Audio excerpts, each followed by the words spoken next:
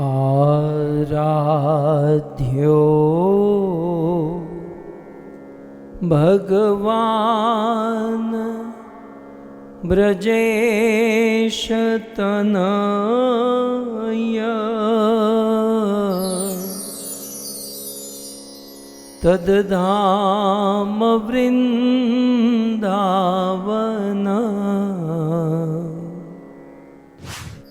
रम्या काचिदुपासना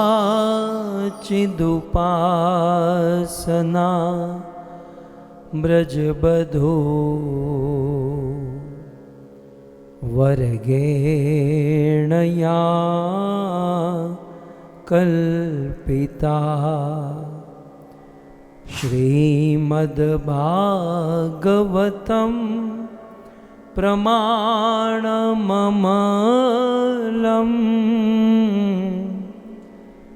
प्रेमापुमतो महान् श्रीचैतन्य महाप्रभु मतमिदं तत्रादरो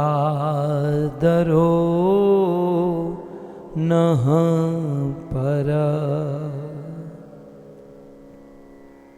योऽन्तःप्रविश्य मम वाचमिमां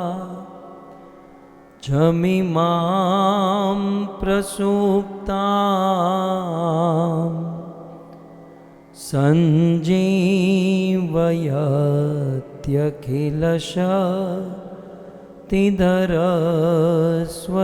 सञ्जीवयत्यखिलशक्तिधरस्वधाम्ना अन्यांश्च हस्तचरण श्रवणत्वगादीन्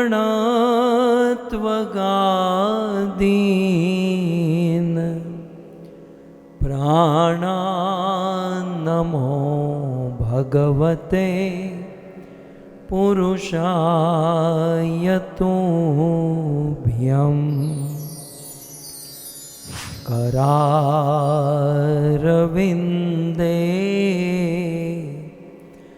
नपदारविन्दं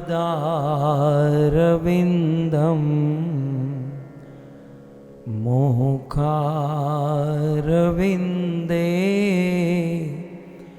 विनिवेशयन्तं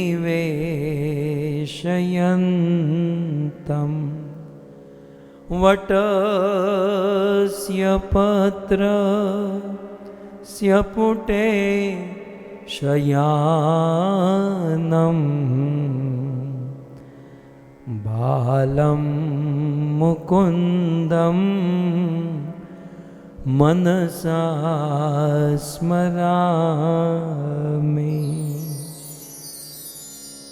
ॐ नमो भगवते वासुदेवाय।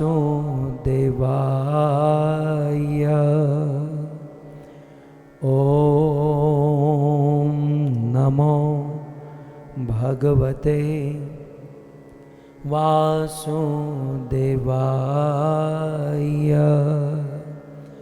ॐ नमो भगवते वासुदेवाय।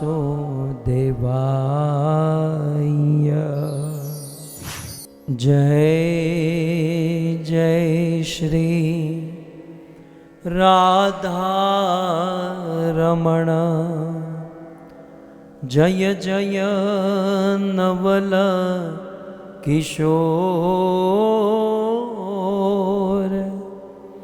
जय गोपी चित चोर प्रभु जय जय माखन चोर जय जय माखन चोर। श्री कृष्णचंद्र भगवान की, श्री नरसिंह देव भगवान की, जगत गुरु श्रील प्रभुपाद की। उपस्थित भगवत कथा अनुरागी पधारे हुए भक्त वृंद, इस सभा को परम सुशोभित करने वाले हमारे अंतर्राष्ट्रीय कृष्ण भावनामृत संघ इस्कॉन के वरिष्ठ भक्तगण, दूर दूर से, देश विदेश से, फेसबुक, यूट्यूब आदि के माध्यम से बड़ी भारी मात्रा में इस कथा का श्रवण करने वाले समस्त श्रोतागण एवं बड़े भाव, प्रेम और सेवा से यह सुंदर भागवत कथा का आयोजन करने वाले लीलाबेन, गौतम भाई, आंबालाल पटेल का ये समग्र परिवार, जिनमें प्रमुख श्री अरविंद भाई, नीताबेन, परीन, कुलिंग, नीलेश और सुधाबेन, प्रवीण कुमार और हमारे प्रिय सुहद, कनाडा निवासी, टोरंटो निवासी संजय भाई, आशाबेन, कृति, शौर्या, जिया, आप सभी भक्तों का श्रीमद् भागवत कथा के अंतिम एवं सप्तम दिवस में पुनः एक बार हार्दिक स्वागत एवं आप सबके चरणों में हमारा प्रणाम। राधे श्याम।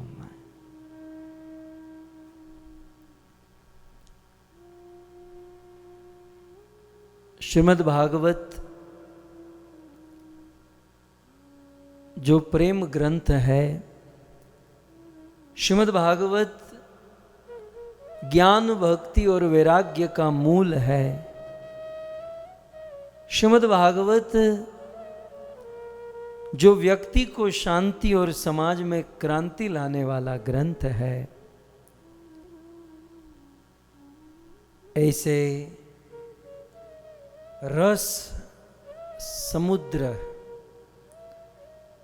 श्री श्रीमद् भागवत की कथा हम सब श्रवण कर रहे हैं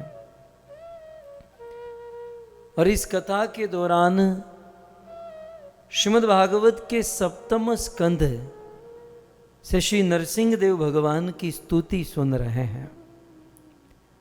यूं तो श्रीमद् भागवत का सप्तम स्कंध सुखदेव जी कहते हैं ये उति तत्व के अंतर्गत है। श्रीमद् भागवत के इस 7वें स्कंद में उति तत्व का वर्णन हुआ है।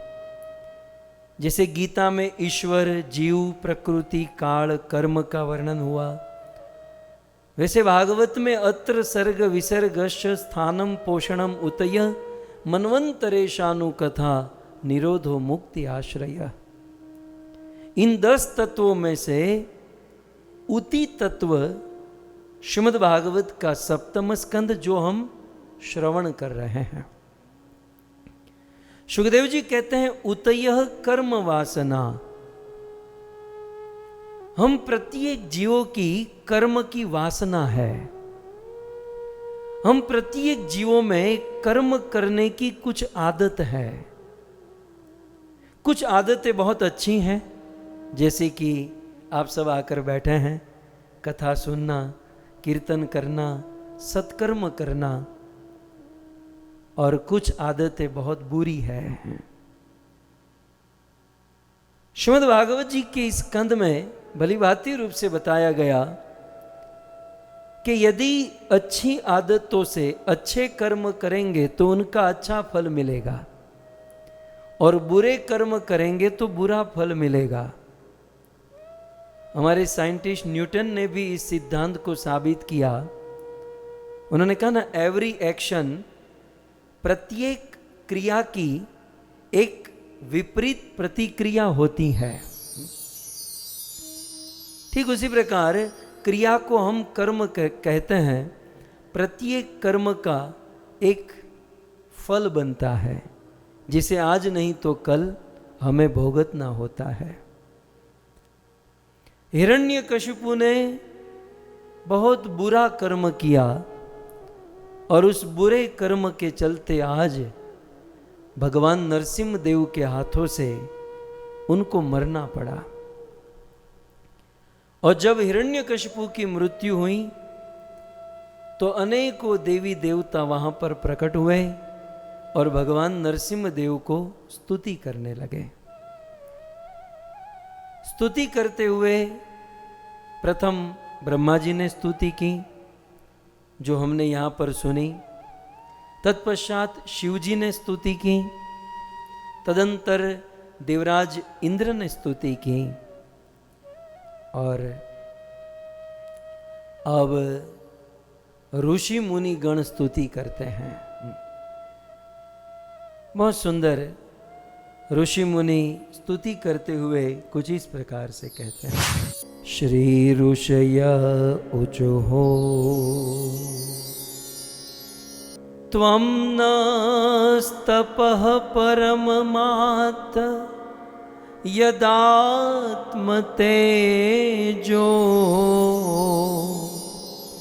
येनेदमादिपुरुषा मगतं ससर्ज तदविप्रूप्लममुनाद्य शरण्यपाल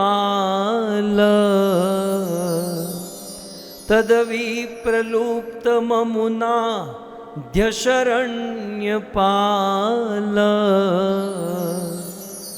रक्षाग्रहीतवपुषा पुररन्वमंस्ता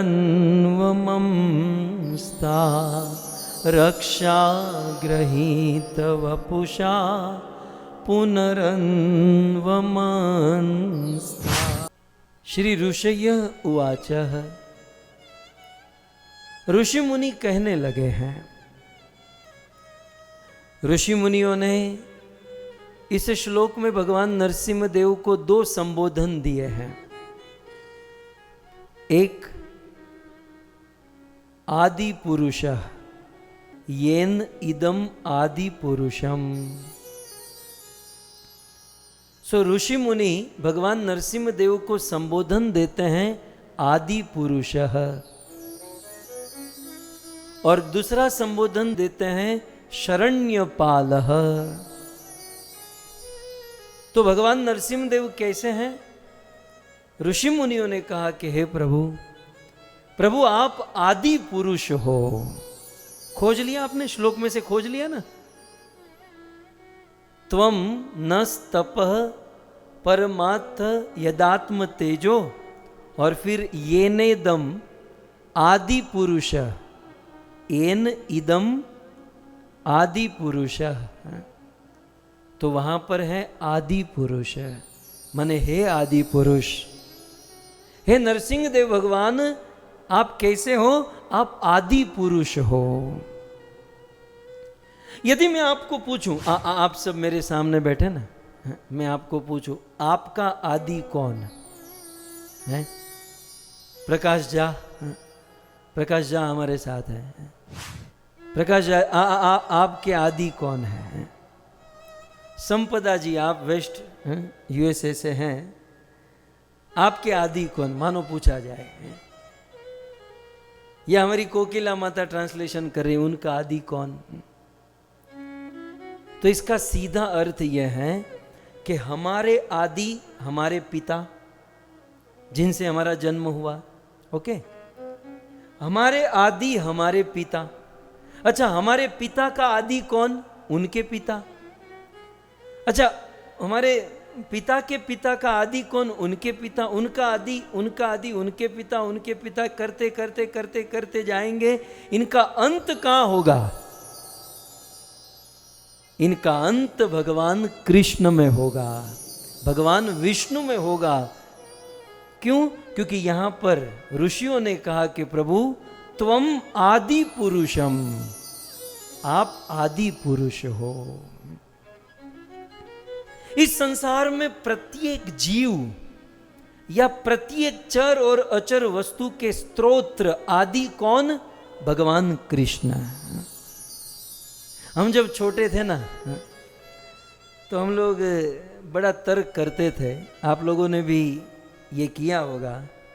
अच्छा बताओ, पहले मुर्गी के अंडा, तो कोई कहता है पहले मुर्गी। अच्छा तो मुर्गी कहाँ से आई? अंडे से आई। तो कोई कहेगा पहले अंडा, तो अंडा कहाँ से आया? मुर्गी से आया। तो फिर और एक तर्क करते हैं, अच्छा बताओ पहले पेड़ आया या बीज आया? तो उसमें भी तर्क ही बना रहता है। कुछ लोग कहते हैं पहले पेड़ आया, तो पेड़ कहाँ से? बीज से आया। पहले बीज आया, तो बीज कहाँ से हुआ? पेड़ में से ही हुआ। तब भगवत गीता में भगवान श्री कृष्ण ने कहा कि ये तर्क करने की जरूरत नहीं, इसका उत्तर मैं देता हूं। सबसे पहले बीज आया। क्या आया? सबसे पहले बीज प्रकट हुआ। तो प्रश्न बीज कहां से आया? तब कृष्ण गीता में कहते हैं अहम बीज प्रदः पिताः। ये अर्जुन, इस संसार में सबका बीज एकमात्र मैं हूं। जो सबका बीज है, जो सबका रूट है, जो सबका स्त्रोत्र है, जो सबका उद्गम कारण है, वही है सबका आदि। यहां पर ऋषि मुनियों ने भगवान से कह दिया आदि।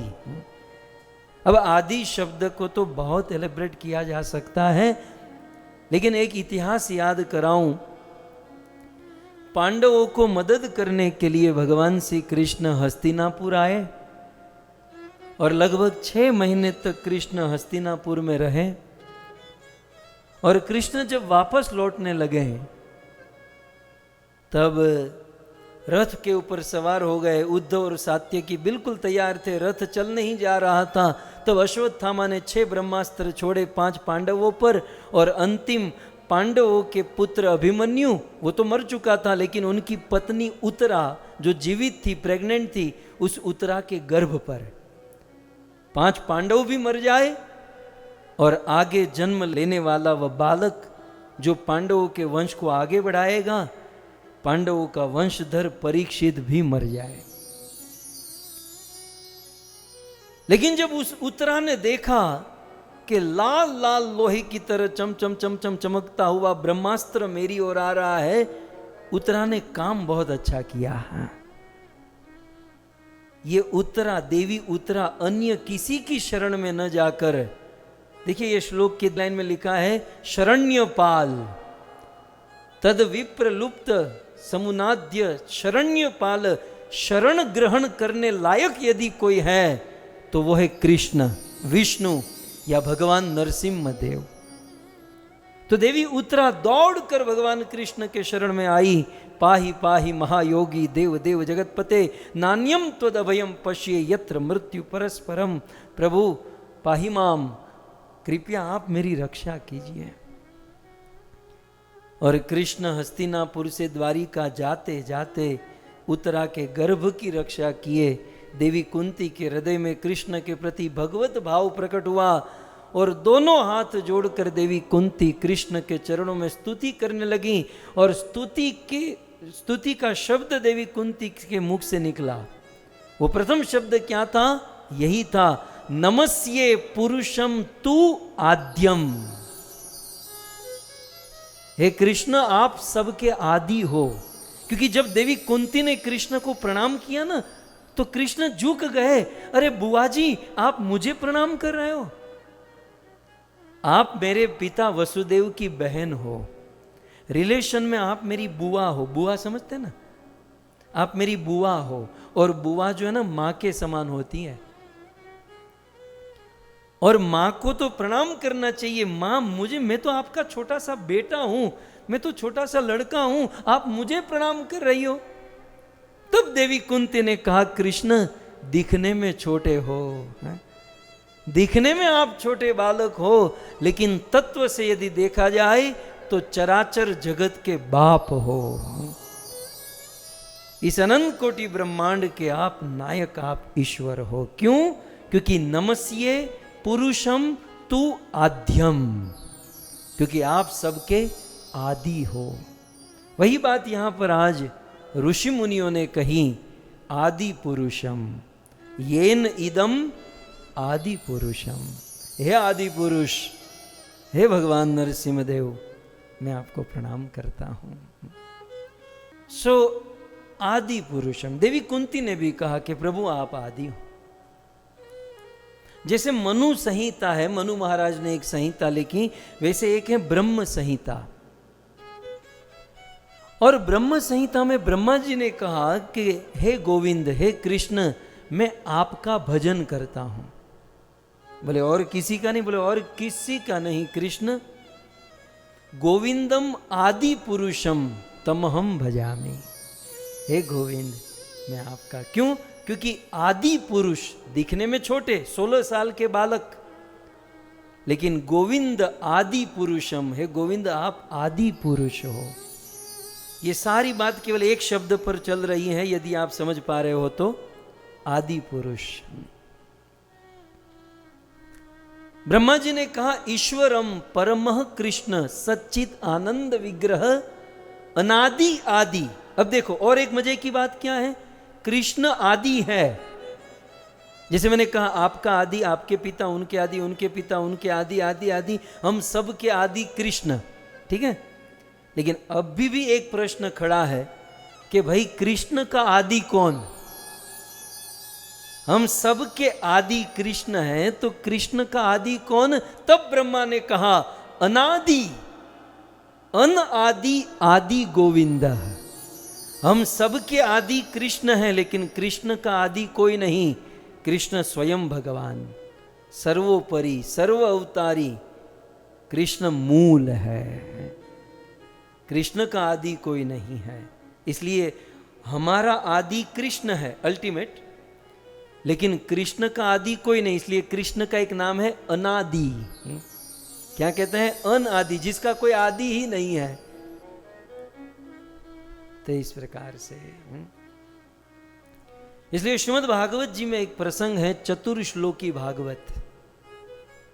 पूरी भागवत को भगवान श्री कृष्ण ने ब्रह्मा को 4 श्लोक में सुनाई, फिर ब्रह्मा ने वो नारद मुनि को सुनाई, फिर उसी का विस्तार नारद ने व्यास को किया, और फिर व्यास ने ये ग्रंथ लिखा जो हम लोग सुन रहे हैं। लेकिन ये पूरा ग्रंथ मूल 4 श्लोक में था, जिसे चतुर्श्लोकी भागवत कहते हैं। सो नारद मुनि ने ब्रह्मा को कहा मुझे शास्त्रों का ज्ञान दीजिए। तो ब्रह्मा जी ने कहा कि जब मेरा जन्म हुआ और भगवान ने मुझे सारे वेदों का ज्ञान दिया, तब मैंने भगवान को कहा था प्रभु मुझे ऐसा ज्ञान दो ताकि मुझे कभी अहंकार ना हो। तब 4 श्लोक में भागवत सुनाई थी, चतुर्श्लोकी भागवत। मैं चतुर्श्लोकी का पाठ नहीं मान रहा हूं, मैं केवल इतना कहना चाहता हूं, चतुर्श्लोकी भागवत का प्रारंभ भगवान ने कहां से किया? अहम एवा समेवाग्रे, अहम एव सम एव अग्रे।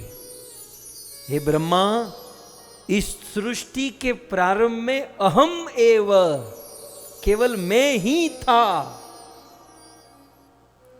अहम एव अग्रे, सृष्टि के अग्रे, सृष्टि के पहले प्रारंभ में केवल मैं ही था, मैं ही मैं।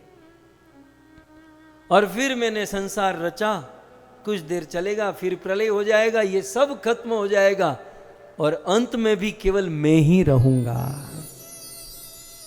सृष्टि के पहले भी मैं था, अभी भी मैं हूं, और ये सब नष्ट हो जाएगा, लेकिन मैं तो वैसा का वैसा बना रहूंगा। क्यों? क्योंकि मैं सबका आदि हूं। गीता में कृष्ण कहते हैं ना, अहम आदि ही देवानाम।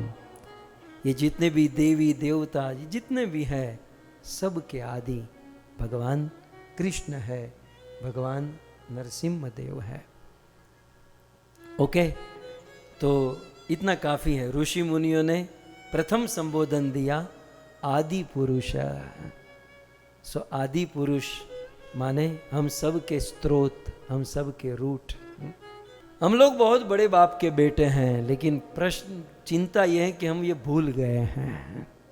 हम आदि ही देवानाम, हमारा आदि, हमारा बाप कृष्ण है, लेकिन फलाने फलाने को बाप मानकर बैठे हैं। ये तो वैसी ही बात हुई, उपनिषद में कथा है कि एक सिंह का बच्चा था, सिंहनी ने उसे जन्म दिया, जन्म देते ही मर गई, अब वो सिंह का बच्चा हिरन का जो टोला था ना उसमें जुड़ गया, बकरी के झुंड में हो गया। अब बकरी जैसा घास खाती वैसे घास खाने लगा, बकरी की तरह चलने लगा, बकरी की तरह जीने लगा, धीरे धीरे बड़ा होने लगा। है सिंह का बेटा, लेकिन बकरी के साथ रहते रहते रहते वो भी बकरी जैसा हो गया। जब कुछ साल बीते, जब वो बड़ा हुआ, तब किसी एक सिंह ने देखा कि बकरी के टोले में ये हमारा सिंह क्या कर रहा है। तब सारी बकरी घास खा रही थी, ये थोड़ा सा अलग था, ये साइड में लेकर गया અને ગુજરાતીમાં કીધું, અરે રે તને લાજ શરમ નથી આવતી? તને આમ શરમ નથી લાગતી? તું હાવજનો છોકરો, તું વનરાજ કેસરીનો દીકરો અને બકરીઓ હારે રખડે છો? तू सिंह का बेटा, तू इतने बड़े घराने का वनराज केसरी सिंह हरियन घेरन होय जना फड़ियामा कुंजर फरे। बड़े बड़े गजराज हाथी हमसे कांपते हैं और तू बकरी के साथ घूम रहा है। हमारा घराना बहुत ऊंचा है, हमारे बाप बहुत बड़े वन के स्वामी हैं।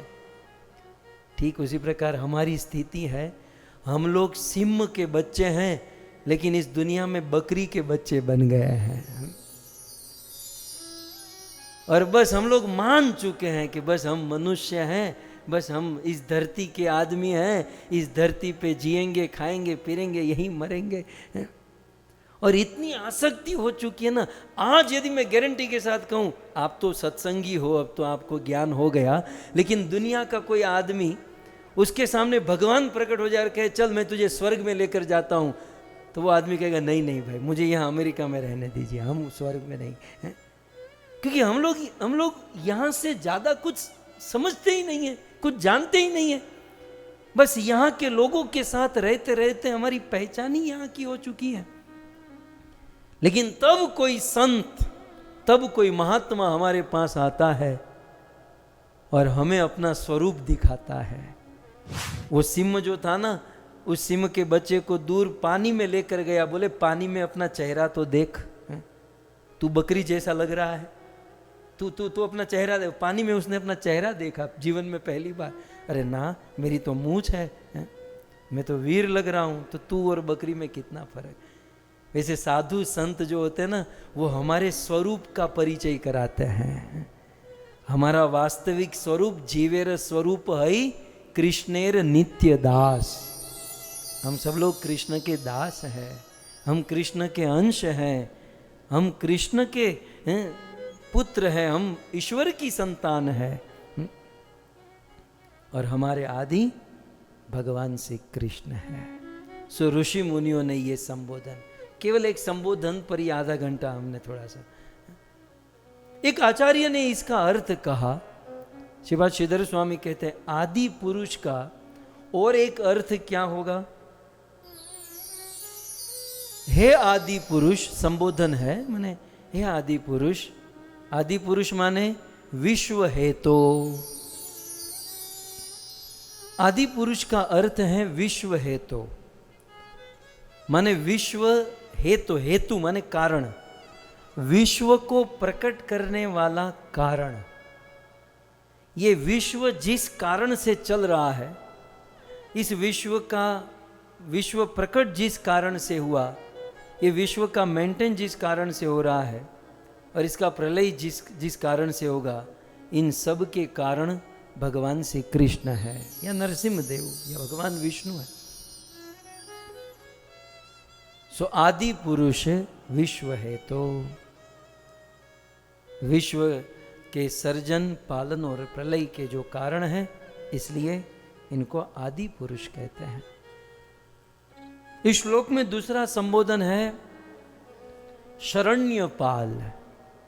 ऋषि मुनियों ने बहुत सुंदर संबोधन दिया, शरण्यपाल। शरण्यपाल के तीन अर्थ होंगे। एक साधारण अर्थ होगा शरणागत वत्सल। पहला अर्थ है शरण्यपाल का शरणागत वत्सल,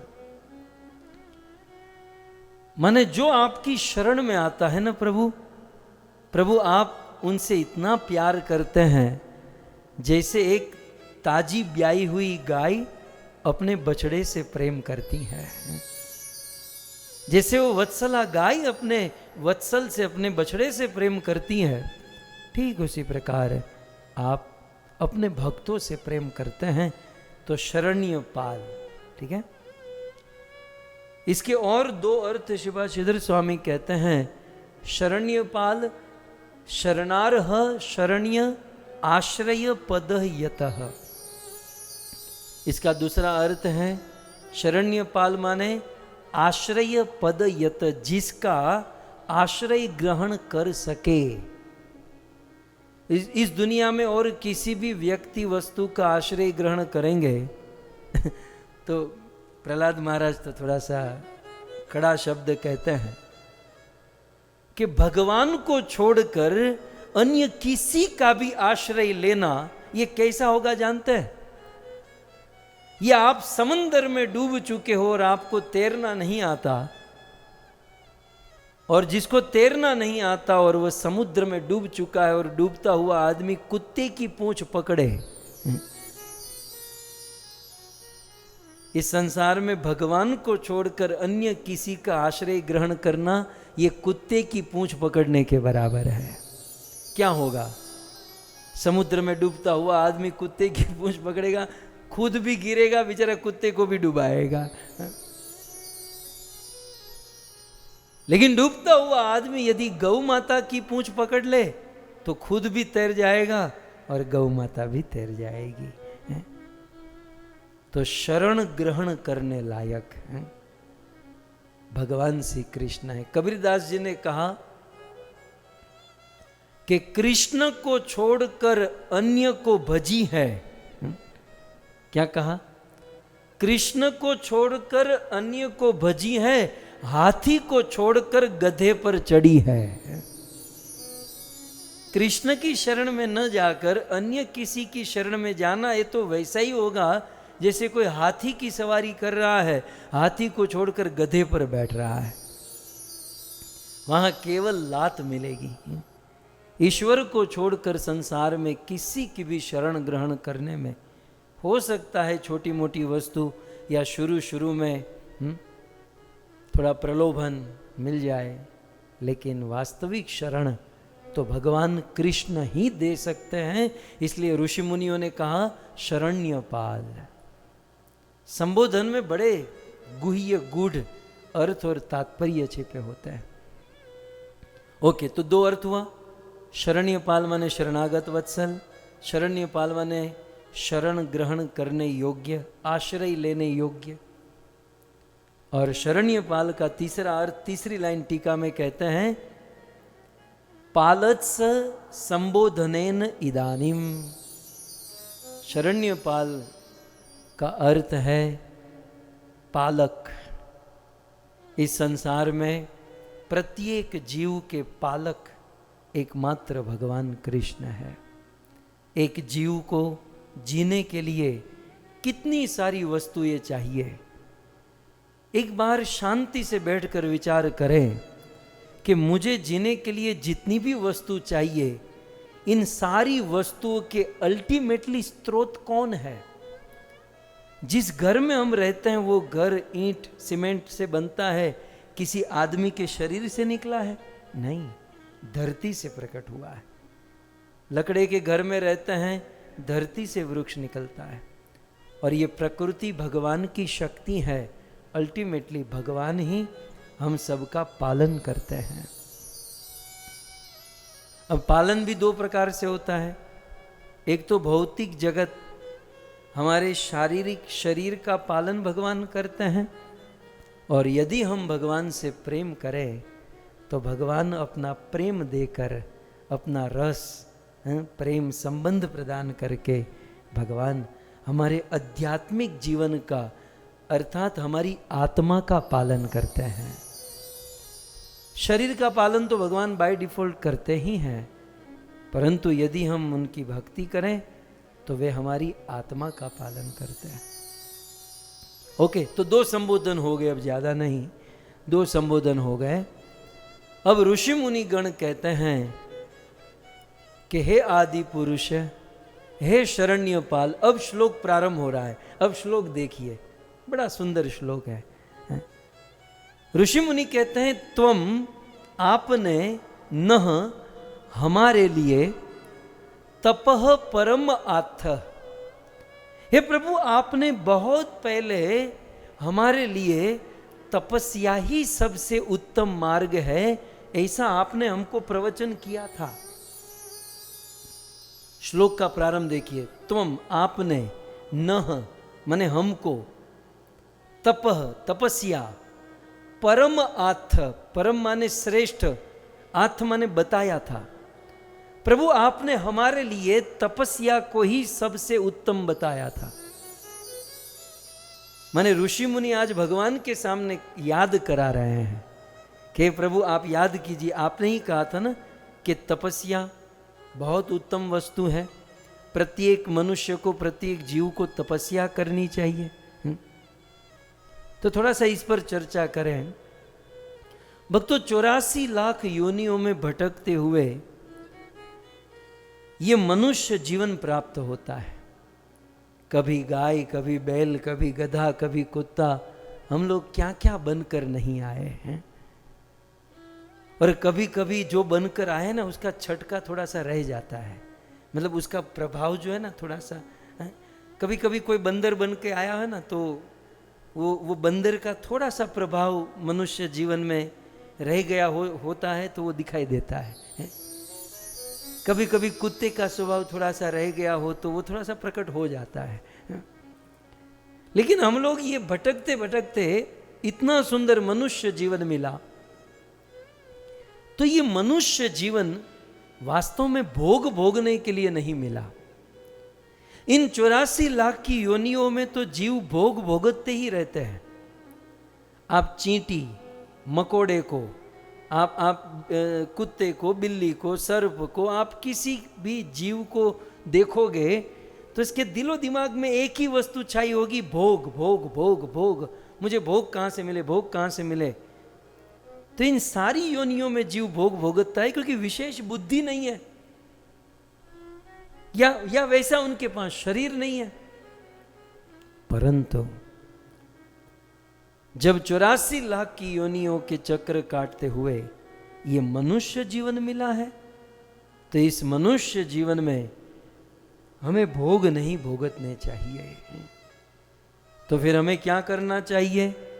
भगवान ऋषभदेव, नायम देहो देह बाजाम नृलोके कष्टान कामान अर्हते वीड भुजाम ये तपो दिव्यम पुत्र कायेन सत्वम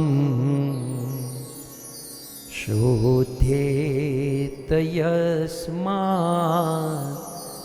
ब्रह्म सौख्यम त्वयनंतम। भगवान ऋषभदेव कहते हैं, भगवान ऋषभदेव के 100 पुत्र हुए और सारे के सारे सक्सेस हुए। एक पिता के 5 पुत्र होते हैं, पांचों 5 सक्सेस नहीं होते, थोड़े बहुत तो उल्टी खोपड़ी के होते ही है। सब लोग डॉक्टर थोड़ी बनेंगे, कोई कोई बेचारा, क्योंकि 5 उंगली एक नहीं होती ना। लेकिन भगवान ऋषभदेव का कमाल हुआ, 100 पुत्र थे, 100 के 100 सक्सेस हुए। और उस सक्सेस होने का कारण क्या था? भगवान ऋषभदेव का उपदेश। 100 पुत्र अन्य अन्य जगह पर रहते थे, लेकिन एक ऐसा फेस्टिवल हुआ ब्रह्मावर्त देश में, और ब्रह्मावर्त में सारे के सारे पुत्र एक साथ मिले। अवसर पाकर भगवान ऋषभदेव ने अपने पुत्र को जो उपदेश दिया, अद्भुत। भगवान ऋषभदेव कहते हैं कि पुत्र का, श्लोक में लिखा है, मैं तुम्हारा बाप हूं, आप लोग मेरे पुत्र हो, मैं तुम्हारा बाप हूं, और बाप का कर्तव्य होता है अपने पुत्र को जन्म मृत्यु के चक्र से मुक्त कर दे। भगवान ऋषभदेव का ही ये श्लोक, जननी न सस्यात, पिता न सत्य सस्यात, गुरु न सस्यात, देवम न सस्यात। वह मां मां नहीं है, वह पिता पिता नहीं है, वह गुरु गुरु नहीं है, वह देवता देवता नहीं है, जो अपने आश्रितों को जन्म मृत्यु के चक्र से मुक्त न करा दे। मैं तुम्हारा पिता हूं, मेरा कर्तव्य है तुम्हें उपदेश देना। तुम्हें अच्छा लगे तो जीवन में उतारो, बाकी जीव स्वतंत्र है। तब भगवान ऋषभदेव ने प्रारंभ कुछ यहां से किया। श्री ऋषभ उवाच, ये भगवान का ऐसा अवतार, हमारे सनातन धर्म में 24 अवतारों में से एक है ऋषभ अवतार। हिंदू धर्म में भगवान विष्णु का ये अवतार, और हमारे भारत में जैन धर्म चलता है। हमारे जैन बंधुओं के 24 तीर्थंकर हैं, 24वें महावीर स्वामी, तो उनके गणना के अनुसार जैन धर्म के प्रथम तीर्थंकर भगवान ऋषभदेव को माना गया। तो सभी धर्म इसे स्वीकार करते हैं। तो उस भगवान ऋषभदेव ने कहा कि हे मेरे प्रिय पुत्रों, अयम देह, ये मनुष्य देह, ये मनुष्य शरीर, देह भाजाम, देहधारियों के लिए, हम मनुष्यों के लिए, कष्टान कामान अर्हते वीट भुजाम, मल खाने वाले सूकर कुकर की तरह भोग भोगने के लिए ये मनुष्य जीवन नहीं मिला है।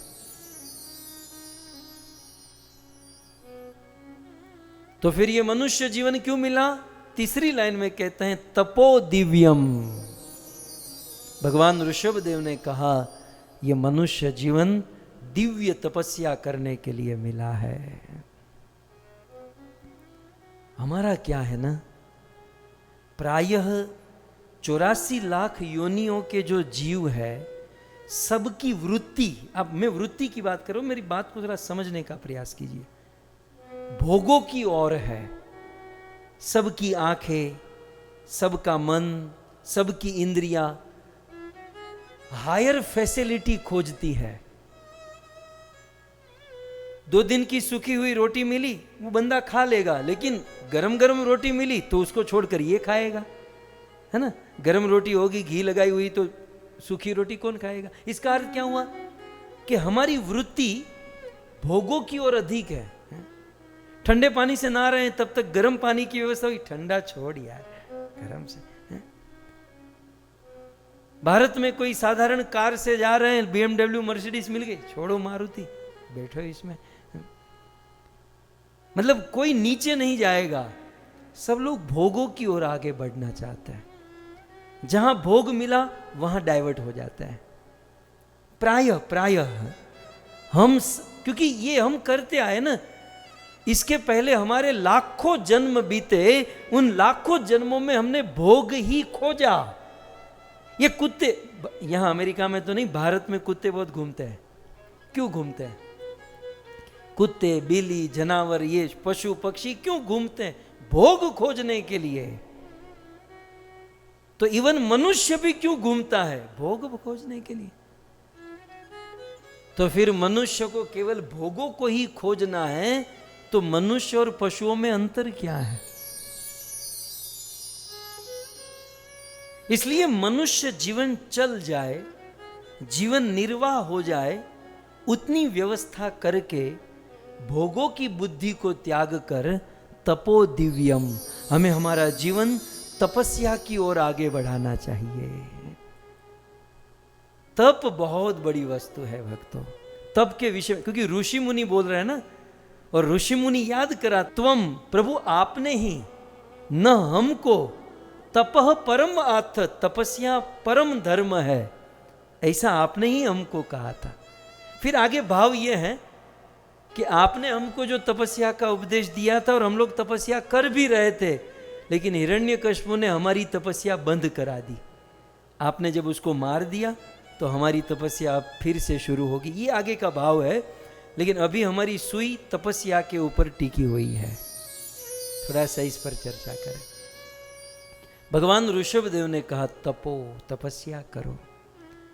मैंने श्लोक इसलिए टिकाया है क्योंकि पहले के जमाने में ऐसे श्लोक नहीं दिखाते थे, और मेरे जैसा कोई प्रवचन करता था और इतना प्रवचन सजाया धजाया और कहा कि मनुष्य जीवन भोग भोगने के लिए नहीं मिला, मनुष्य जीवन तपस्या करने के लिए मिला है, तब लोग हरक फदुड़ा होकर तपस्या करने निकल जाते हैं। बस अब तो जीवन में तपस्या ही तपस्या करेंगे, अपने हाथों से बाल नोच देते हैं, बिना खाए पिए जीवन को टाल देते हैं। लेकिन मुझे आपको एक चीज दिखानी है, तपस्या तो करनी है, लेकिन वो तपस्या कैसी करनी है? तो तपस्या के बाजू में क्या शब्द लिखा है? तपो दिव्यम, दिव्य तपस्या करनी है। बाकी ये पेड़ पौधे कम तपस्या करते हैं, हमें तपस्या तो करनी है दिव्य तपस्या। तपो दिव्यम पुत्र काये न सत्वम।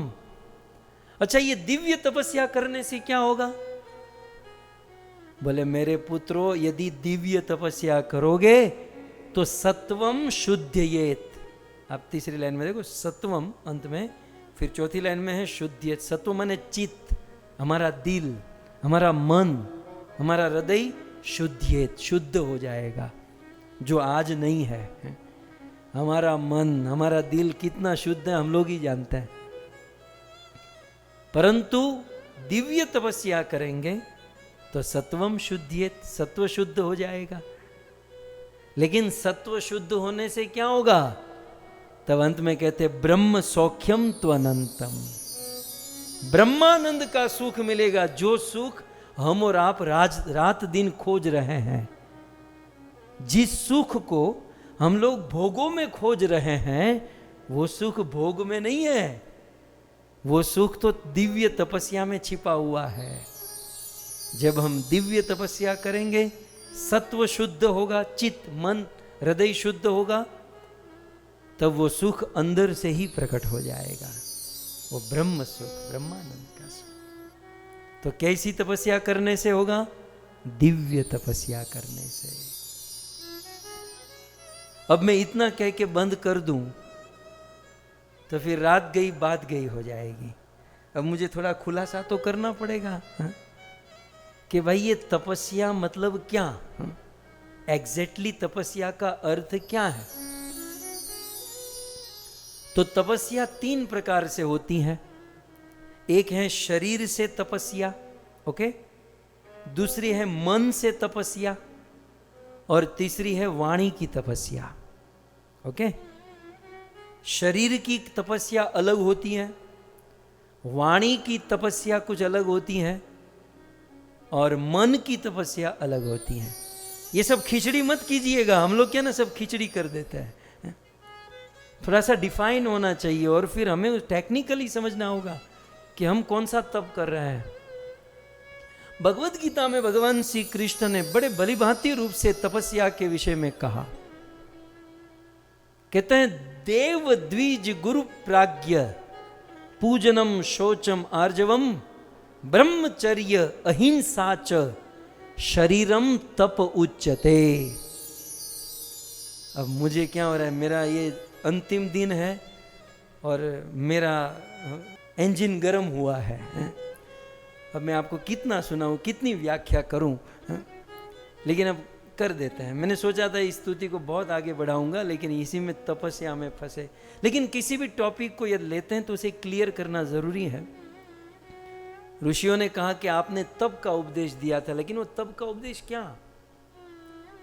तो शरीरम तप उच्यते, शरीर का तप क्या है? शरीर का तप है देव। देव माने भगवान, देव माने भगवान। पूजनम, भगवान की पूजा करना, ये शरीर का तप है। और आगे बढ़े तो द्विज, द्विज माने ब्राह्मण, वैष्णव, भक्त, भक्तों की पूजा करना। ये किसका तप है? ये शरीर का तप है। शरीर से भगवान की पूजा करना, ब्राह्मणों की पूजा करना, गुरु, गुरु पूजनम, गुरु की पूजा करना, ये शरीर का तप है। और प्राज्ञ, प्राज्ञ जो ज्ञानी है, है ना, जिसे भागवत गीता वेद और शास्त्र का पूर्ण ज्ञान है, जो वास्तविक प्रकृष्ट रूपेण ज्ञात है जिसको, ऐसे प्राज्ञ पुरुष की पूजा करना। तो 4 पूजा, भगवान, ब्राह्मण वैष्णव, गुरु और प्राज्ञ, भगवत भक्त ज्ञानी की पूजा, ये शरीर का तप। फिर आगे दूसरी लाइन में कहते हैं पूजनम शौच आर्जवम, फिर शौचम, अपने शरीर को पवित्र रखना, दिन में 3 बार स्नान करना। हम करते हैं इसलिए बोल सकते हैं 3 बार स्नान करना, ये शरीर का तप है। क्योंकि स्नान करने से सात्विकता आती है और सात्विक शरीर से सात्विक भगवान को पकड़ने में आसानी होती है। ऐसा नहीं स्नान करना भक्ति है, स्नान करना तप है, लेकिन वो करने से भक्ति इजी हो जाती है। एक दिन आप स्नान करके कथा सुनो और बिना स्नान किए कथा सुनो, आपको अंतर पता चलेगा। स्नान करने से सात्विकता आएगी और आपको कथा सुनने में भी आनंद आएगा। सो शौचम माने पवित्रता, ये शरीर का तप है। फिर आर्जवम, शौचम के बाद है आर्जवम। आर्जवम माने सरलता, सिंपल लिविंग, हाई थिंकिंग। सरलता, सरलता जीवन में यदि एक कपड़े से काम हो जाए तो 2 कपड़े नहीं, एक वस्तु से काम बनती है तो 2 वस्तु नहीं चाहिए, सिंपल। इसे शरीर का तप कहते हैं। सो आर्जवम। फिर आगे कहते हैं ब्रह्मचर्यम, ब्रह्मचर्य व्रत का पालन करना। अब ब्रह्मचर्य की परिभाषा तो बहुत गहरी है, मैं कहूँगा तो लोग डर जाएंगे, लेकिन ज़्यादा Facebook, WhatsApp, YouTube, social media न देखना, ये आजकल का ब्रह्मचर्य समझ लीजिए ना। नहीं तो यहाँ तक कहा गया है कि पराई स्त्री का फोटो भी न देखना, पर पुरुष से चर्चा न करना, उनके साथ किसी भी प्रकार का संबंध न जोड़ना, ये सब ब्रह्मचर्य के अंतर्गत आता है। और ये ब्रह्मचर्य केवल पुरुषों के लिए नहीं, स्त्रियों के लिए भी होता है। ये शरीर का तप है। ओके, सो ब्रह्मचर्यम। अहिंसा च, किसी भी प्रकार की हिंसा न करना, ये शरीर का तप है। तो कृष्ण गीता में कहते हैं इसको शरीरम तप उच्यते, इसे शरीर का तप कहते हैं। तो शरीर का हो गया। अब आगे है वाणी का तप। अनुद्वेग करम वाक्यम सत्यम प्रिय हितम चयत स्वाध्याय अभ्यसनम चैव वांगमयम तप उच्यते। वाणी का तप क्या है? सबसे पहला अनुद्वेग करम वाक्यम, किसी के दिल में उद्विग्नता पैदा करे। सरल भाषा में, किसी को क्रोध दिलाने वाली वाणी नहीं बोलनी चाहिए। अनुद्वेग वाक्य न बोलना, उद्वेग पैदा करने वाले वाक्य न बोलना, ये वाणी का तप है। बोले तो ऐसा बोले कि सामने वाले को प्रेम प्रकट हो जाए, क्रोध नहीं है। कुछ लोग बोलते तो लगता है ये बोली है कि बंदूक की गोली है, बिल्कुल छुरी की तरह जबान चलती है, कट कट कट काटते काटते काटते। हमने सुना है, मुझे तो, मैं बोलता हूं तो कुछ लोग मेरे सामने से प्रकट हो जाते हैं, बिल्कुल बिल्कुल बिल्कुल सामने लोगों को ठार कर देती है, ऐसा बोलते हैं। तो गीता में कृष्ण वाणी की तपस्या क्या है? किसी को उद्विग्न न करे, मीठी वाणी है। ये हमारी पारुल माता को गुरु बनाइए, वो इतना मीठा बोलते हैं कि आधा तो समझ में ही नहीं आता है। सामने वाले को टेंशन ही नहीं है, समझ में आवे तो क्रोध आवे ना कोई ने। तो कुछ लोगों की वाणी बहुत मीठी होती है। फिर कैसी वाणी? सत्यम, सत्य बोलना, ये वाणी का तप है। हम क्या ना छोटी छोटी बातों में झूठ बोलकर अपने छोटे छोटे काम निकाल लेते हैं, लेकिन धीरे धीरे धीरे धीरे वो आदत बहुत बिगड़ती जाती है और एक दिन महापाप हो जाता है। तो सत्यम वाणी का तप है। प्रिय प्रिय बोलना ये वाणी का तप है। हितम लोगों को हित करने वाली वाणी होनी चाहिए। हमारे प्रत्येक स्टेटमेंट में किसी ना किसी का हित होना चाहिए। यदि ऐसा बोलना नहीं आता तो अभ्यास करें। जो इस प्रकार से जिसकी वाणी है उसको बार बार सुने। हमारी वाणी हितकारी होनी चाहिए, किसी का हित करने वाली होनी चाहिए। तो सत्यम सत्य होनी चाहिए, प्रिय होनी चाहिए, हितम चयत हित करने वाली होनी चाहिए। और स्वाध्याय वाणी का और तप क्या है? वैदिक शास्त्रों को पढ़ना, ये वाणी का तप है। स्वाध्याय। कुछ लोग हैं जो मेरे मित्र समाज में हैं, बोले प्रभु जी आप मुझे ये सिखाइए, आप हमको ये सिखाइए। मैं कहता हूँ रोज कथा तो हो रही है। नहीं नहीं नहीं, मुझे मेरा इतना ही कहना है कि कोई गुरु, मैं तो कोई गुरु वरु नहीं हूं, लेकिन कोई गुरु किसी शिष्य को तब तक नहीं सिखा पाएगा जब तक शिष्य का अपना स्वाध्याय नहीं होगा। जब तक हम लोग अपना स्वाध्याय, स्व माने स्वयं, अध्याय माने पढ़ना, जब तक हम स्वयं नहीं पढ़ेंगे। अब देखो ये मैं इतनी सारे श्लोक, इतनी सारी बातें आपको बता रहा हूं, आप सुन रहे हैं, आपकी महिमा है, लेकिन आप थोड़ा अपना अध्ययन करो ना। आप थोड़ा सा स्वाध्याय करना सीखो, आप थोड़ा सा समय निकालो और इन सारी बातों को पहले से ही कुछ पढ़ कर आओ, तो आपको ये सुनने में बड़ा आनंद आएगा। कुछ बातों, कुछ चीज का यदि स्वाध्याय हो, स्वयं इसका अध्ययन करें और फिर यदि किसी के पास कुछ समझने का प्रयास करें तो क्रांति होती है भक्तों। लेकिन ऐसा तपस्या करने के कोई करता नहीं है। ये तप है स्वाध्याय करना, ये माथा फोड़ना, ये मगज की नस खींचना, ये सब तप है। ये सब वाणी का तप है। तो स्वाध्यायम अभ्यसनम चैव वांगमयम तप उच्यते, ये वाणी का तप है। तो शरीर का तप हो गया, वाणी का तप हो गया, अब मन का तप।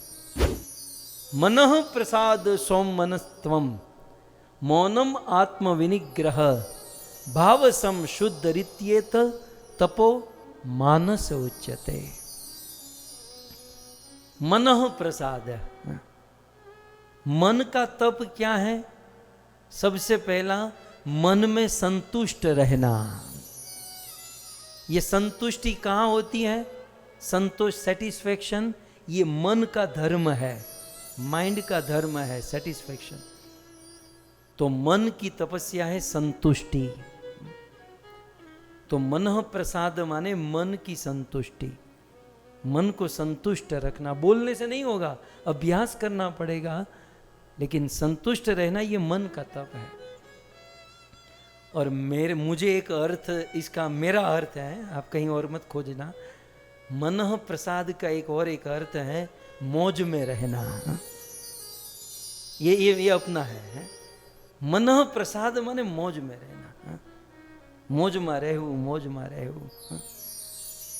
ऐसे मुंह बिगाड़ कर रहना, हमको देखकर 10 और दुखी हो जाए, ऐसे जीना। चाहे जीवन में कितनी भी उथल पाथल हो, कर्म के अनुसार अच्छे बुरे दिन तो आते हैं, लेकिन मन प्रसन्न रखना, ये मन का तप है भक्तों। मन प्रसन्न।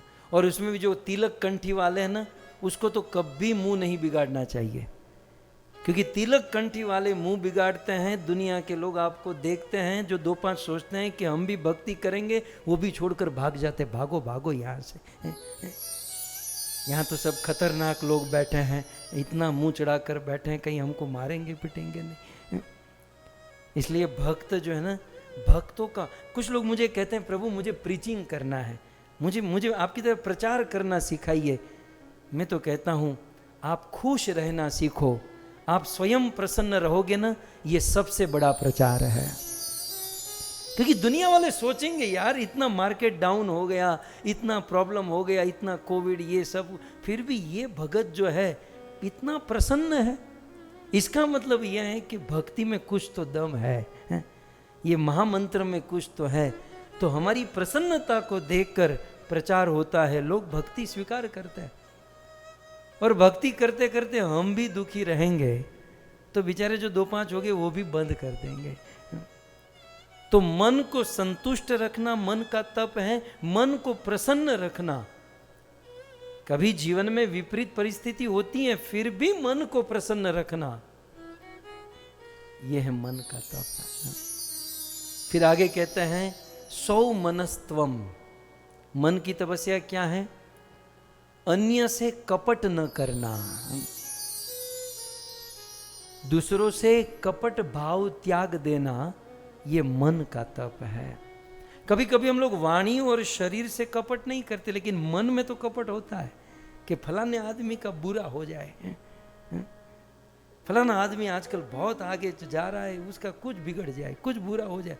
कुछ कर तो पाएंगे नहीं, लेकिन मन में कपट होता है। तो ये मन का तप है कि मन में दूसरों के प्रति सद्भाव रखना चाहिए, कपट भाव त्याग देना चाहिए। और मन का तप मौनम, मौन माने गूंगे हो जाना। ये मन की बात, वाणी की बात नहीं है, ये मन की बात हो रही है। मन का मौन क्या है? गंभीरता। भगवत गीता में जैसे कृष्ण ने कहा ना कि धैर्य, धीर व्यक्ति वो है, धीर तत्र न मुह्यति। संसार में कितना भी सुख हो या दुख हो, वो सुख आने पर इतना प्रसन्न न हो, दुख होने पर इतना दुखी न हो। सुख दुख में जो सम बना रहे उसे धीर कहते हैं, गंभीर कहते हैं। तो ये मन का तप है, आत्म विनिग्रह। फिर आगे कहते हैं आत्म विनिग्रह, अपना नियंत्रण, अपना कंट्रोल, क्योंकि शरीर का, इंद्रियों का कंट्रोल मन के हाथ में है। सो अपने आप को कंट्रोल रखना। आजकल हमारा मन कितना भाग दौड़ करता है, हमारा मन 2-5 सेकंड में तो कहां कहां घूम कर आ जाता है। सो मन को कंट्रोल करना, मन को नियंत्रण में रखना, ये मन का तप है। फिर भाव, फिर अच्छा स्वभाव रखना। तीसरी लाइन में ये स्वभाव, ये मन का धर्म है। तो स्वभाव अच्छा रखना, समशुद्धि, शुद्धिकरण करना, इति एतत् तपः मानसम, ये सब मन के तप माने गए हैं। तो इस प्रकार वाणी के तप, मन के तप और शरीर के तप आपको बताए गए, और आप सब लोग इसका पालन करेंगे ना। आधे लोग कहेंगे हमको तो इसमें आधा याद भी नहीं है, याद रहेगा तो पालन करेंगे ना। हाँ, मुकेश भाई लिख्યું છે, वडोदरा वाले मुकेश भाई जो है, उन्होंने सब लिख लिया है, लेकिन सब ने थोड़ी लिखा है। तो आप कहोगे हमको तो आधा याद भी नहीं है। मैं आपको कहूँ इसमें से कुछ याद रखना भी मत है, क्योंकि ये सब चारों युग के लिए तपस्या की बात हुई है।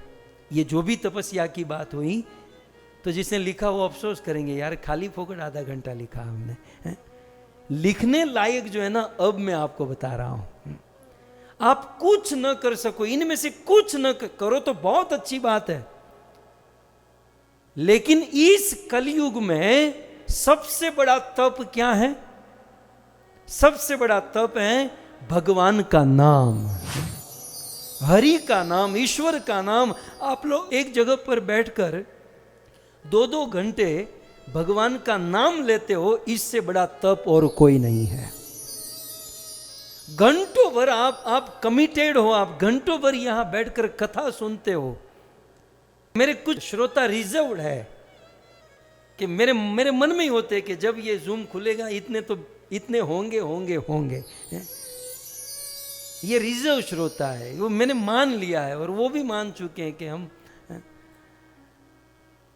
सो कलयुग में ये सबसे बड़ी तपस्या है। आप विचार करो, 365 दिन में 300 दिन कथा होती है, क्या आप लोगों को कोई काम नहीं होगा?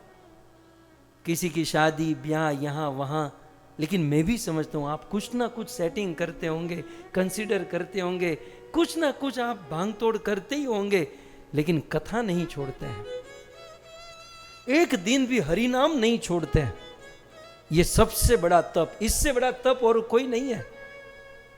और इसीलिए मेरे गोस्वामी तुलसीदास पूरी राम कथा, अनेकों उपदेश, शिक्षा, सिद्धांत देकर रामायण का अंत करते हुए गोस्वामी जी ने बहुत सुंदर कह दिया, राम ही सुमीरिय गाइय, राम ही गाइए, राम ही सुमीरिय गाइय, राम ही संतत सुनीय, राम गुणग्राम ही, अने संतत सुनीय, राम गुणगाम ही। यह कलिकालन साधन दूजा, यह कलिकालन हे जी साधन दूजा, जोग यज्ञ जप तप व्रत पूजा, जोग यज्ञ जप तप व्रत पूजा, राम ही सुमीरिय गाइय, राम ही संतत सुनीय, राम गुणग्राम ही, हे जी संतत सुनीय, राम गुणग्राम ही। राम ही सुमीरिय।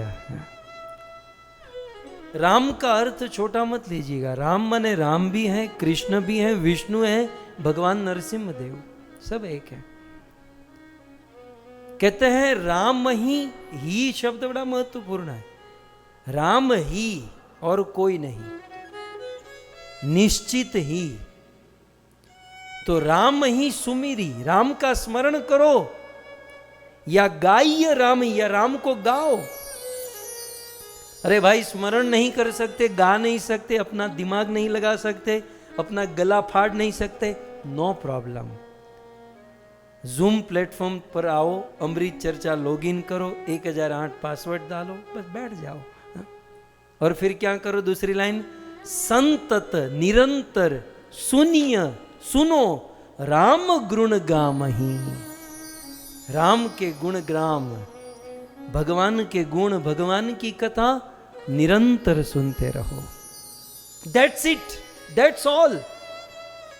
कलयुग की तपस्या वैसे जो मैंने आपको बताई, करो तो बहुत अच्छी बात है, उससे अच्छा ही होगा, भला ही होगा। लेकिन कुछ न कर सको कोई बात नहीं, भगवान का स्मरण करो, भगवान को गाओ और भगवान की निरंतर कथा सुनो। क्यों? तीसरी लाइन में, यही कली काल, ये कली काल चल रहा है, ये कलयुग चल रहा है, यही कली कालन साधन दूजा। इस कलयुग में दूसरा कोई साधन है ही नहीं, इस कलयुग में और कोई साधन नहीं है। इस कलयुग में योग भी हरि नाम, यज्ञ भी हरि नाम, जप तप व्रत, ये सब कुछ, ये सारे साधन, योग जग जप तप व्रत, हरि नाम, भगवान राम की भक्ति करने से प्राप्त हो जाता है।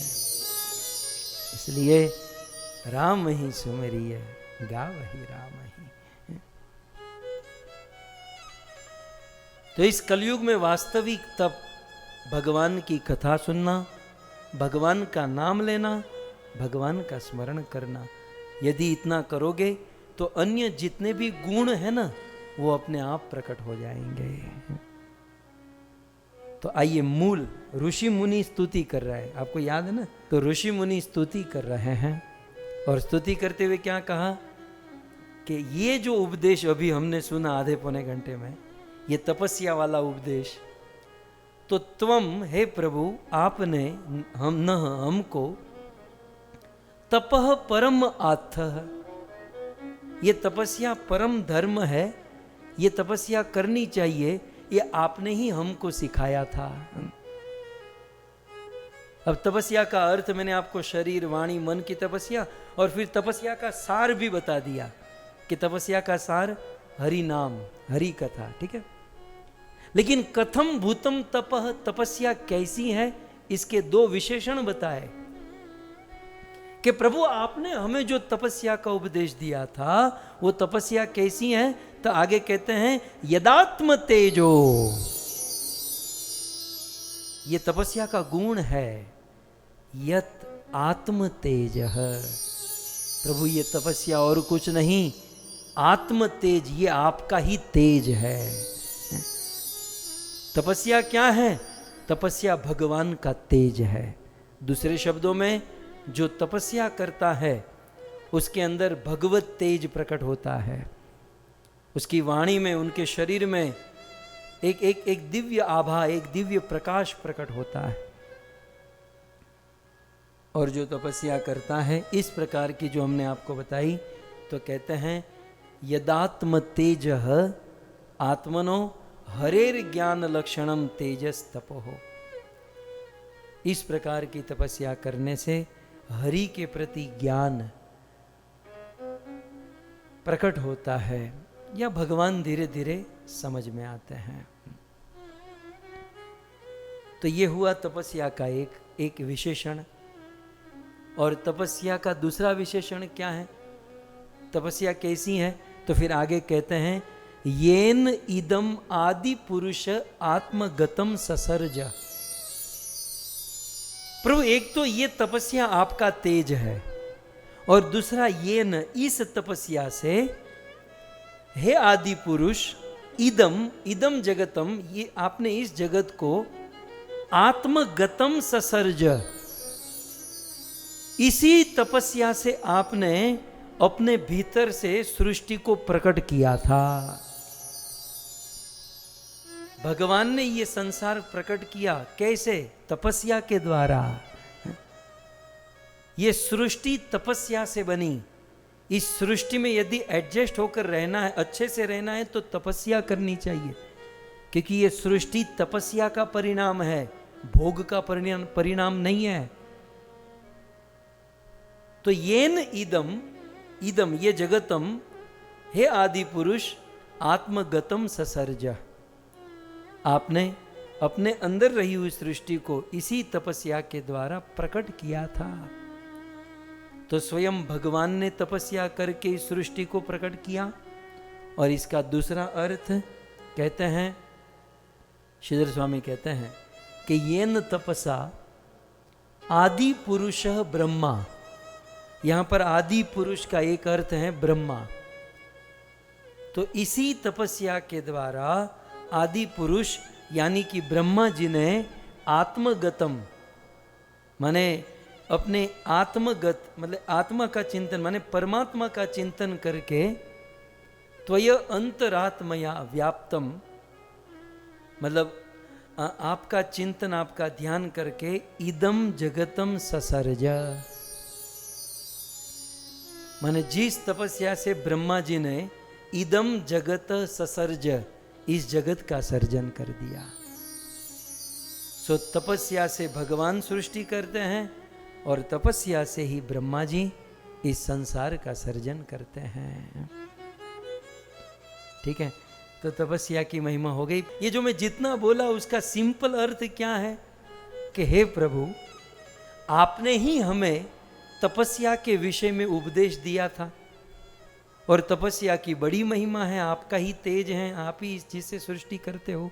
लेकिन तद वो तपस्या हम तो कर रहे थे, आपके कहने पर हम लोग तपस्या कर रहे थे, लेकिन तद उस तपस्या को विप्रलुप्तम अमुना, इस काले माथा के मानवी ने, इस हिरण्यकशिपु ने उस तपस्या को बंद करवा दिया था। आपके कहने पर, ये ऋषि मुनि कह रहे हैं कि आपके कहने पर हम ये तपस्या कर रहे थे, लेकिन तत् विप्रलुप्त, वो तपस्या विप्र की लुप्त, बंद करा दिया। किसने? अमुना, माने ये मरा हुआ पड़ा था, हा? दिखाते हुए ऋषि मुनि कहते हैं, 2-5 ऋषि मुनि ने तो ऐसे हाथ लगाकर, पांव लगाकर कहा, ये इसने हमारी तपस्या बंद करा दी थी।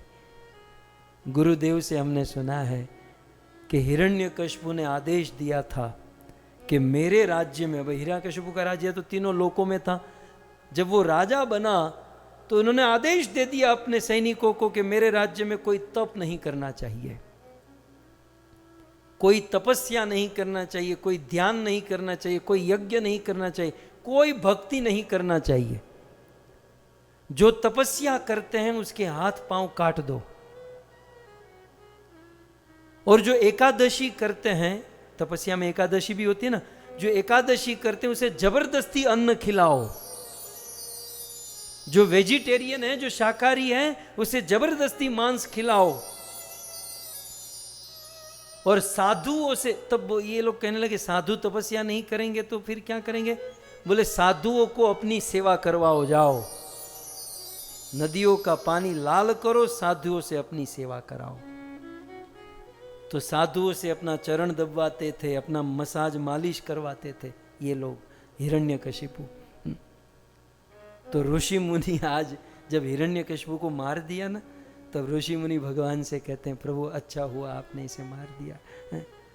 तद विप्रलुप्तम सम अमुना, इसने हमारे सारी तपस्या को बंद करवा दी। लेकिन अद्य, आप श्लोक में देखिए, लेकिन अद्य, लेकिन अभी रक्षा ग्रहित, आपने हम साधु संतों की रक्षा करने के लिए ग्रहित, ग्रहण किया, वपुषा माने ये शरीर धारण किया, और आपने हिरण्यकशिपु को मार दिया, तो पुनरन मंस्था, पुनरन्वम अंस्था, तो अब हम पुनः तपस्या प्रारंभ करेंगे। हमारी तपस्या ऑलमोस्ट बंद हो चुकी थी, लेकिन आपने इसे मार दिया, तो हिरण्यकशिपु को मारने का अर्थ है प्रभु आपने हमारी तपस्या प्रारंभ करवा दी। इस बात को अच्छे से टीका में इस प्रकार से लिखा गया, रक्षा ग्रहित वपुषा, प्रभु आपने हमारी रक्षा करने के लिए अपना ये रूप धारण किया, लेकिन साधु परित्राणार्थ ग्रहितेन, साधु संतों की रक्षा करने के लिए नरसिंह शरीरेण ग्रहितेन, नरसिंह शरीर आपने धारण किया और आपने हमारी रक्षा की। तो ऋषि मुनियों का भाव यह है कि प्रभु हिरण्यकशिपु ने हमारी तपस्या बंद करवा दी थी, लेकिन आपने हिरण्यकशिपु को मारकर मानो हमारी तपस्या प्रारंभ करवा दी। लगे हाथ में आपको और एक दो बता दूं, पितरह ऊचुहु, फिर पितृ आए हैं। हम सब के पितृ आए होंगे भाई, यहाँ पितर माने पितृ, ये पितृ लोग आकर क्या कहने लगे, पितृ उवाच, पितृ लोग आकर कहते हैं श्राद्धानी, पितृ लोग कहते हैं श्राद्धानी नो अदि बुभुजे, हे प्रभु हम लोग पितृ है, पितृ लोग में रहते हैं, और हमारे बच्चों ने 2-3 साल से अमृत चर्चा में भागवत कथा सुनते हैं, श्राद्ध करना शुरू किया था। तो श्राद्ध करने लगे हमारे बच्चे, लेकिन वो बेचारे श्राद्ध तो करते थे, लेकिन ये हिरण्यकशिपु सारा श्राद्ध खा जाता था। प्रभु आप हम लोग सूखे पतले, ये पितृ लोग है ना बिल्कुल बारीक सूखे पतले से, मतलब कांपते कांपते भगवान के पास आए, प्रभु अच्छा हुआ आपने इसे मार दिया। भगवान ने कीधु क्या तुम्हें ध्रुजो छो शा माटे, प्रभु हमने कितने दिनों से खाया नहीं है, क्यों? बोले हमारे बेटे श्राद्ध तो करते थे, लेकिन बीच में आता था और ये खुद सारा श्राद्ध खा जाता था। तो श्लोक में वही कहते हैं, श्राद्धानी, श्राद्ध जो था, नो माने हमारे लिए जो श्राद्ध था, हमारा श्राद्ध अधिबुभुजे, अपना अधिकार जमा कर खा लेता था। तो मानो भगवान ने कहा तो आपने इसको दिया क्यों? तो कहते हैं प्रसव हम, नीचे श्लोक में प्रसव मतलब छीन कर बलपूर्वक जबरदस्ती ये श्राद्ध ले लेता था। प्रभु हमारे बच्चों ने, बेचारे पितृ रोने लगे हैं, हमारे बच्चे अच्छी लाइन पर चढ़े हैं, भागवत सुनने लगे और हमारे बच्चे श्राद्ध करना शुरू किए। क्या कहते हैं? तनुजे, तनुजे, तनु माने हमारे बच्चों के द्वारा, दर्तानी, हमारे बच्चे बड़े मुश्किल से श्राद्ध करते हैं, साल में एक बार श्राद्ध होता है। और हमारे बच्चों ने कहां श्राद्ध किया था? बोले तीर्थों में, तीर्थ में श्राद्ध किया था।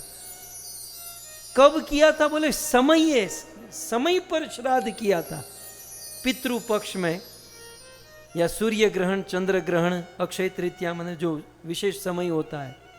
एक तो तीर्थ में श्राद्ध किया था, समय, अच्छे समय में श्राद्ध किया था। लेकिन ये साला हमको श्राद्ध पहुंचने ही नहीं दिया। प्रभु श्राद्ध तो छोड़ो, भोजन तो नहीं, लेकिन अपिबत तिलाम्बु, भोजन तो हमको नहीं पहुंचने दिया, पानी भी नहीं पीने दिया इसने। श्राद्ध में पानी भी देते ना पितरों को, बोले पानी भी ये पी जाता था। भोजन तो भोजन, तिल और अंबु, अंबु माने जल और तिल, ये सब यही पी जाता था। लेकिन धन्य है प्रभु आप, पितृ लोगों ने अब वीर रस, कांपते कांपते वीर रस आ गया। बोले धन्य है आप। तस्य उदारण नख विदीर्ण, आपने अपने नाखून से इस दैत्य का पेट फाड़ दिया। आपने पेट नहीं फाड़ा, आपने पेट फाड़कर हमारा श्राद्ध बाहर निकाल दिया। ये जितना हमारा खा चुका था ना, आपने इसका पेट फाड़ कर वो बिल्कुल चिथड़ा उड़ा दिया था। बोले आपने इसका पेट फाड़ कर हमारा जो श्राद्ध था ना वो सारा बाहर निकाल दिया। हम आज प्रसन्न हो गए महाराज, प्रसन्न हो गए।